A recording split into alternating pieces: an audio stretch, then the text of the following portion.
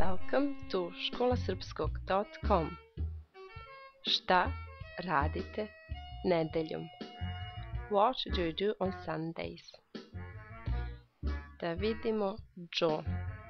Joe žuri, Tanja isto žuri i Jovan žuri.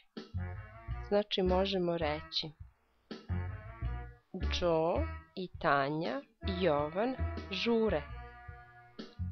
Ja ne žurim, ti ne žuriš, znači mi ne žurimo. Raditi.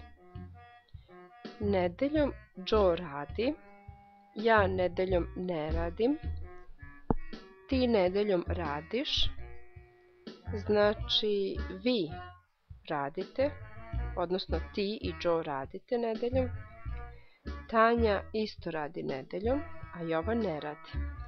Znači ja i Jovan ne radimo nedeljom, a Tanja i Joe rade. Učiti srpski. Joe ne uči srpski nedeljom, ti ne učiš srpski nedeljom, znači vi ne učite srpski. Ja učim srpski nedeljom i Tanja isto uči srpski nedeljom, znači mi učimo srpski nedeljom. Ja i Tanja učimo srpski nedeljom. Praviti ručak. Joe ne pravi ručak nedeljom, ja pravim ručak nedeljom. Ti ne praviš ručak, znači vi ne pravite ručak. Ti i Joe ne pravite ručak nedeljom. Tanja isto pravi ručak nedeljom, znači mi pravimo ručak nedeljom.